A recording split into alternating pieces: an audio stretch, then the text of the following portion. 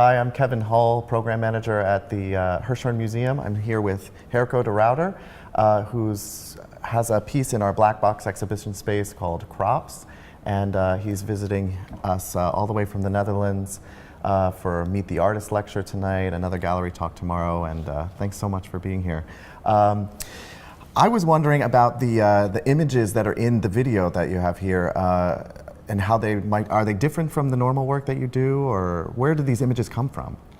Yeah, these images come from Google Earth. Yeah, they're very different from what I normally photograph, because I'm a photographer and I make my own image. Right. And these images were taken from Google Earth because, well, there's a lot of them, and there's a variety, enormous variety of them. And I'm a photographer using kites and balloons, so I'm always taking landscapes from high up, but not that high up. I mean, to capture these irrigation circles, you need a kite or a balloon very high, and it just wasn't possible for me to achieve that. How many circles are there in the? These are about, I think there are about 1,000 circles in it. Wow. And sometimes they're being used twice. Right, right. How long did it take to compile it? Was there some kind of criteria that you had in choosing them? I made all kinds of selections. So when I started to collect them, there was this whole bunch of them, and then I thought, maybe I can make smaller collections on colors and on like I made a color schedule, like from black going to red and to green. So all these kinds of series were used in the film. So that's how it evolved.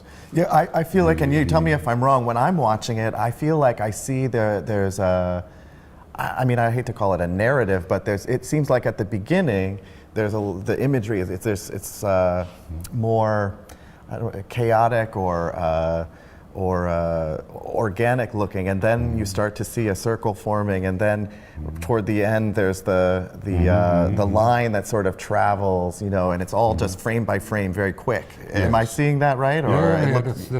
But I think also as a viewer, the first thing you see is very chaotic, and as a viewer you will find ways to comprehend all these imagery. Right. I mean, you start to look for a certain point where you can fix your eyes on, because otherwise you will be getting nuts if you want to comprehend with the speed and the So that's.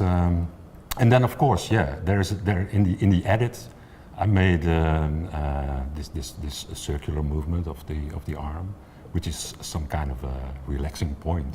Yeah, right. The first time you can kind of say, "Oh, I see something happening," Yes, yeah. I think the center of it is also. If you just rest your eyes on the center, it's all of this going on around you. It's pretty interesting. Tell me about the soundtrack. It's very beautiful and haunting. I understand you worked with a musician on that. How was that collaboration? How did that work? I've been working, the soundtrack is by Michel Banabila. Yes. And he's a famous musician and doing a lot of soundtracks for films and video artwork, but he also is a musician making his own music. And I had been in contact with him before. I made another film, which is of a flying pigeon over a city. It's a pigeon with a camera, and that was the first collaboration. And then I found the depth of image and sound was so overwhelming. I mean, you can make lots of images and make it into a film, but without the sound, it's not that compelling. So it really adds a lot to this. So did you just ask him? Did you complete the film and say make a soundtrack, or did you sit together? More or less, work? I did. Yes. And I knew he's always working with this electronic kind of music, but also with this organic kind of music. Yeah. So he used sounds like wrapping paper in it, and so and that's also what the work is about. I mean, you can see it as geometrical forms, but then again, it's also a very organic material. It's organic nature, or it's agriculture. Yeah, that's Yes. definitely something I notice about the soundtrack, the way that it sort of mimics the images and where you start to hear, it sounds maybe just like sounds, and then it starts to organize around certain sounds, and it's really interesting. Well, I'm looking forward to hearing your talk tonight, and thanks so much for talking to me now. Great. All right, Thanks. thank you. Thank you.